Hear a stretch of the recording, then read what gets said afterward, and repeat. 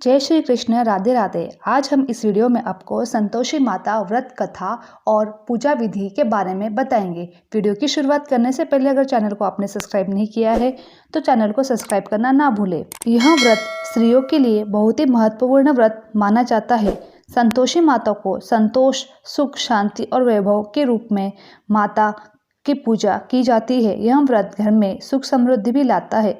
धार्मिक मान्यता के अनुसार माता संतोषी और भगवान श्री गणेश की पुत्री है। संतोषी माता हमें संतोष दिलाती है और हमारे जीवन में खुशियाँ का प्रवाह बनाती है। शुक्रवार का व्रत का विधान। शुक्रवार को अधिकांश महिलाएं संतोषी माता का व्रत रखती है और गुड़ तथा चने हाथ में लेकर संतोषी माता की कथा सुनती है।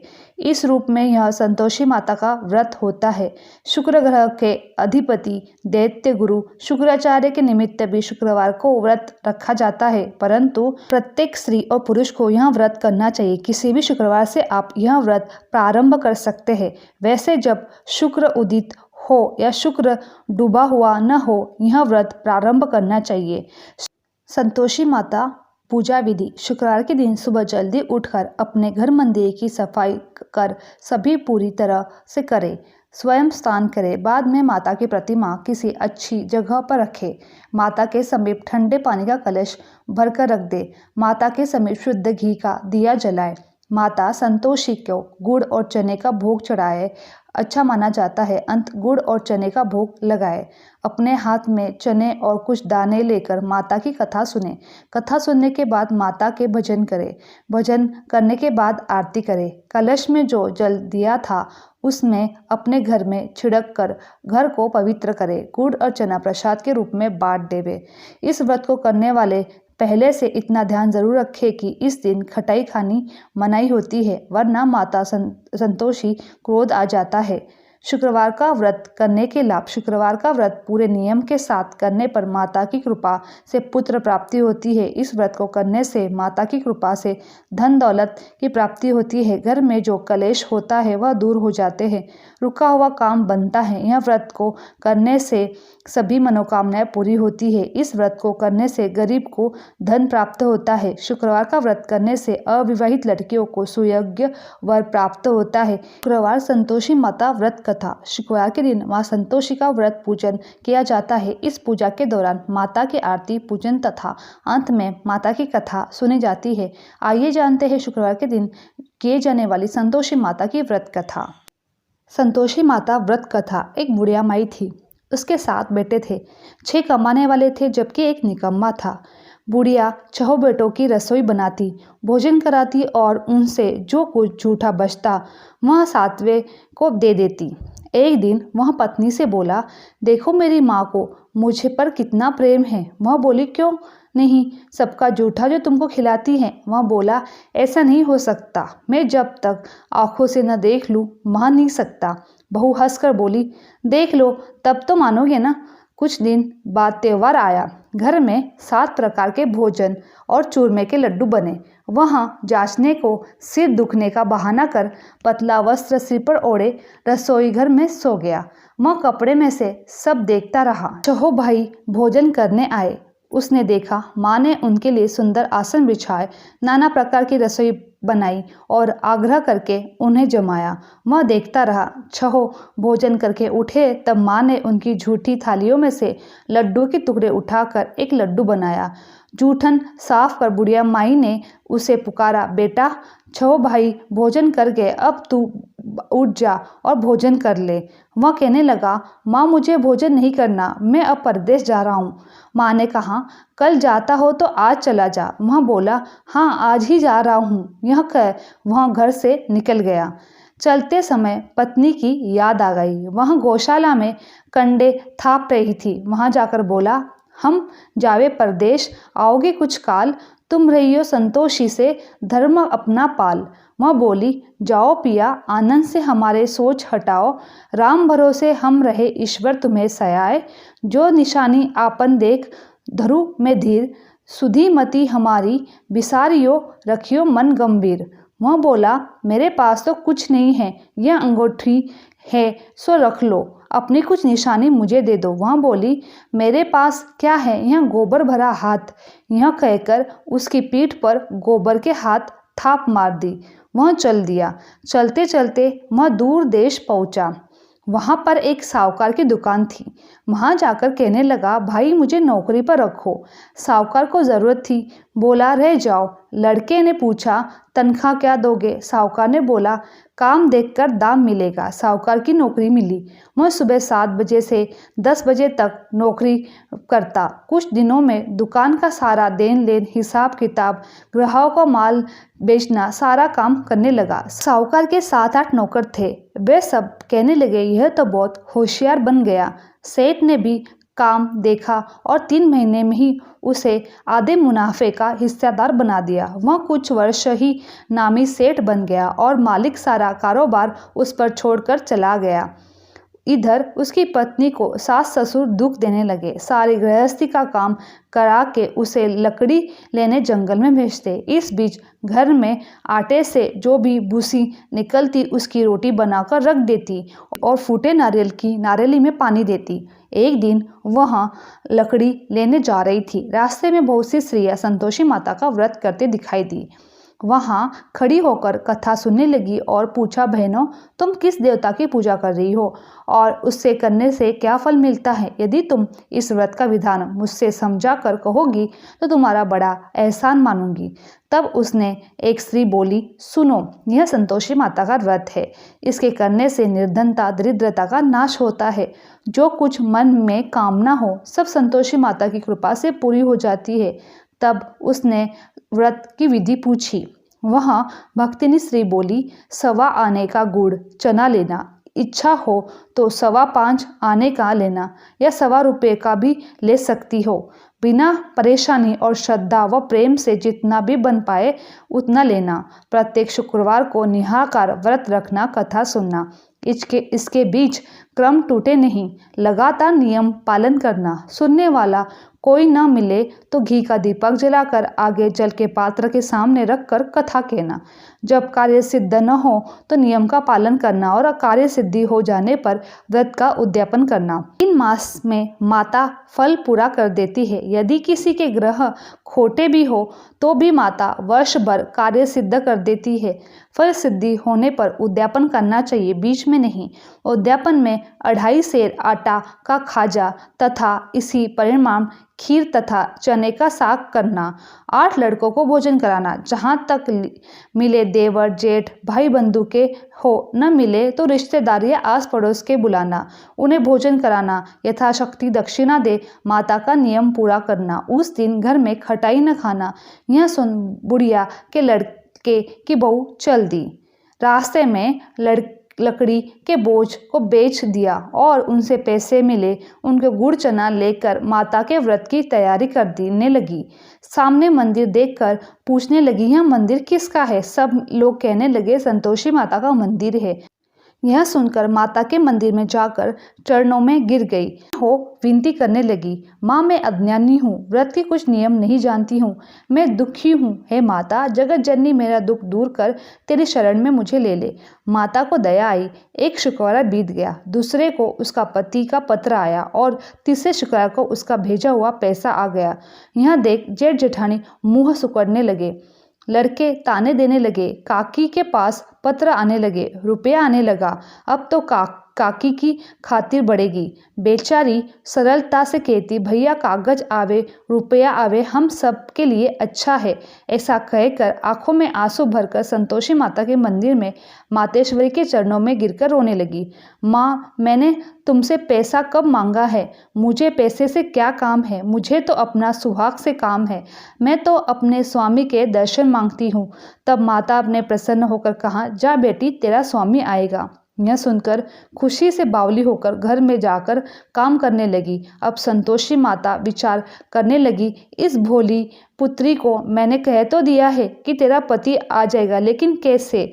वहाँ तो इसे स्वप्न में भी याद नहीं करता। उसे याद दिलाने को मुझे कुछ जाना पड़ेगा। इस तरह माताजी उस बुढ़िया के बेटे के पास जाकर स्वप्न में प्रकट हो गई और कहने लगी, साहूकार के बेटे सो रहा है क्या जागता है? वह कहने लगा, माता सोता भी नहीं जागता भी नहीं हूँ, कहो क्या आज्ञा है? माँ कहने लगी, तेरे घर बार कुछ है कि नहीं? वह बोला, मेरे पास सब कुछ है, माँ बाप है, बहू है, क्या कमी है? माँ बोले पुत्र, तेरी बहू घोर कष्ट उठा रही है, तेरे माँ बाप उसे परेशान कर रहे हैं, वह तेरे लिए तरस रही है, तू उसकी सुध ले। वह बोला, हाँ माता जी, यह तो मालूम है, परंतु जाऊं तो कैसे? परदेश की बात है, देन लेन का हिसाब नहीं, कोई जाने का रास्ता नहीं आता, कैसे चला जाऊं? माँ कहने लगी, मेरी बात मान ले, सवेरे नहा धोकर संतोषी माता का नाम ले, घी का दीपक जलाकर दंडवत कर दुकान पर जाकर बैठ जा। देखते देखते सारा लेन देन चुक जाएगा, जमा का माल बिक जाएगा, सांझ होते होते धन का भारी ढेर लग जाएगा। अब माता की बात मानकर वह नहा धोकर संतोषी माता को दंडवत घी का दीपक जलाकर दुकान पर जा बैठा।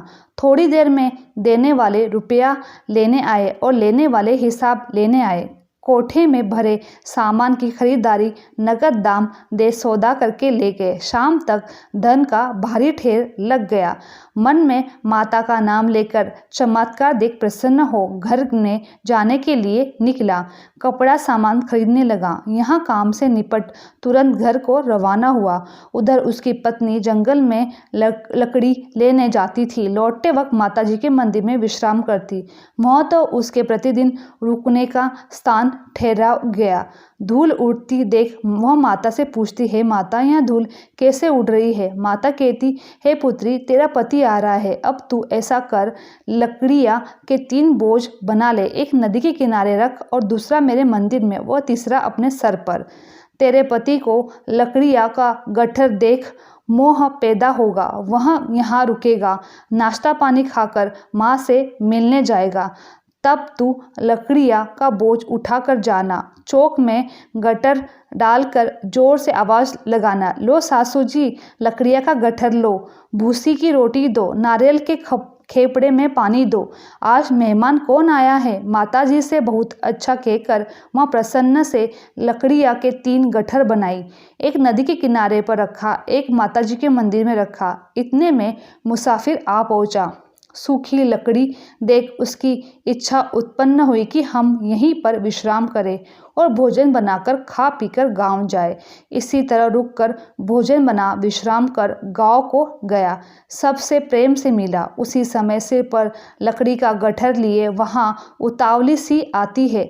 लकड़ियाँ का भारी बोझ आंगन में डालकर जोर से 3 आवाज़ देती है, लो सासू जी, लकड़ियाँ का गट्ठर लो, भूसी की रोटी दो, आज मेहमान कौन आया है? यह सुनकर उसकी सास बाहर आकर अपने दिए हुए कष्टों को भुलाने हेतु कहती है, बहू ऐसा क्यों कहती है? तेरा मालिक ही तो आया है, आ बैठ, मीठा भात खा, भोजन कर, कपड़े गहने पहन। उसकी आवाज़ सुन उसका पति बाहर आता है, अंगूठी देख व्याकुल हो जाता है। माँ से पूछता है, माँ यह कौन है? माँ बोली, बेटा यह तेरी बहू है, जब से तू गया है तब से सारे गांव में भटकती फिरती है, घर का कामकाज कुछ नहीं करती है, 4 पहर खाकर आ जाती है। वह बोला, ठीक है माँ, मैंने इसे भी देखा और तुम्हें भी देखा, अब दूसरे घर की ताली दो, उसमें रहूँगा। माँ बोली, ठीक है, जैसी तेरी मर्जी। जब वहाँ दूसरे मकान की 3री मंजिल का कमरा खोला तो सारा सामान जमाया। एक दिन में राजा के महल जैसा ठाट बाट बन गया। अब क्या कहता, बहू सुख भोगने लगी। इतने में शुक्रवार का दिन आया। उसने पति से कहा, मुझे संतोषी माता का व्रत का उद्यापन करना है। पति बोला, खुशी से कर लो। वह उद्यापन की तैयारी करने लगी। जिठानी के लड़के को भोजन के लिए कह गई। उन्होंने मंजूर किया, परंतु पीछे से जिठानी ने अपने बच्चे को सिखाया, देखो भोजन के समय खटाई मांगना, जिससे उसका उद्यापन पूरा न हो। लड़के ने जिमने आए और खीर खाना पेट भर खाया, परंतु बाद में खाते ही कहने लगे, हमें खटाई दो, खीर खाना हमको नहीं भाता, देखकर अरुचि होती है। वह कहने लगी, भाई खटाई किसी को नहीं दी जाएगी, यह संतोषी माता का प्रसाद है। लड़के उठ खड़े हुए, बोले, पैसा लाओ। भोली बहू कुछ नहीं जानती थी, उन्हें पैसा दे दिया। लड़के उसी समय हट करके इमली खटाई ले खाने लगे। यह देखकर बहू पर माताजी का कोप हुआ। राजा के दूत उसके पति को पकड़ कर ले गए। जेठ जिठानी मन मन में वचन कहने लगे, लूट लूट कर धन इकट्ठा कर लिया था, अब सब मालूम पड़ जाएगा जब जेल की मार खाएगा। बहू से यहाँ सहन नहीं हुआ। वो रोती हुई माताजी के मंदिर में गई। कहने लगी, हे माता, तुमने क्या किया? हंसा कर रुला दिया। माता बोली, बेटी, तूने उद्यापन करके मेरा व्रत भंग कर दिया। वह कहने लगी, माता, मैंने कुछ अपराध किया नहीं है, मैं तो भूल से लड़कों को पैसे दे दिए, मुझे क्षमा करो, मैं फिर तुम्हारा उद्यापन करूंगी। माँ बोली, अब भूल मत करना। वह कहती है, अब भूल नहीं करूंगी, बताओ कैसे करूं? माँ बोली, जा, तेरी पुत्री, तेरा पति तुझे रास्ते में आता मिलेगा। वह निकली, राह में पति आता मिला। वह पूछी, कहाँ गए थे? वह कहने लगे, इतना धन जो कमाया है उसका टैक्स राजा ने मांगा, वह भरने गया था। वह प्रसन्न हो बोली, भला हुआ, अब घर को चलो। कुछ दिन बाद शुक्रवार का दिन आया। फिर वह उद्यापन करना चाहती थी। पति ने कहा, करो। बहू फिर जेठ जिठानी के लड़के को भोजन कहने गई। जिठानी ने एक दो बात सुनाई और सब लड़कों को सिखाने लगी, तुम सब लोग पहले खटाई मांगना। लड़के भोजन से पहले कहने लगे, हमें खीर नहीं खानी, हमारी जी बिगड़ रहा है, कुछ खटाई दे दो। वह बोली, खटाई किसी को नहीं मिलेगी, आना है तो आओ, नहीं तो मन्ना आओ। वह ब्राह्मण के लड़के को लाकर भोजन कराने लगी। यथाशक्ति दक्षिणा की जगह एक एक फल उन्हें दिया। संतोषी माता प्रसन्न हुई। माता की कृपा से 90 मास में उसको चंद्रमा के समान सुंदर पुत्र प्राप्त हुआ। पुत्र पाकर प्रतिदिन माताजी के मंदिर में जाने लगी। माँ ने सोचा, यह रोज आती है, आज क्यों ना इसके घर चलूं। यह विचार कर माता भयानक रूप बनाया। गुड़ चने जैसा मुख, ऊपर सूंड के समान होठ, उस पर मक्खियाँ भिन भिन कर रह रही थी। देहली पर पैर रखते ही उसकी सास चिल्लाई, देखो रे, कोई चुड़ैल डाकिनी चली आ रही है, लड़कों इसे भगाओ नहीं तो किसी को खा जाएगी। लड़के भगाने लगे, चिल्लाकर खिड़की बंद करने लगे। बहू रोशनदान में से देख रही थी। प्रसन्नता से पगली बंद चिल्लाने लगी, आज मेरी माताजी मेरे घर आई है। वह बच्चे को दूध पीने से हटाती है, इतने में सांस क्रोध फट जाता है। वह बोली, क्या उतावली हुई है? बच्चे को पटक दिया। इतने में माँ के प्रताप से लड़के की नजर आने लगी। वह बोली, माँ, जितना व्रत करती हूँ यह संतोषी माता है। सब ने माताजी के चरण पकड़ लिए और विनती कर कर कहने लगे, हे माता, हम मूर्ख है, अज्ञानी है, तुम्हारे व्रत की विधि हम नहीं जानते, व्रत भंग कर हमने बड़ा अपराध किया है, जब माता हमारा अपराध क्षमा करो। इस प्रकार माता प्रसन्न हुई। बहू को प्रसन्न हो, जैसा फल दिया वैसा माता सबको देना, जो पड़े उसका मनोरथ पूरा करना। बोलो संतोषी माता की जय।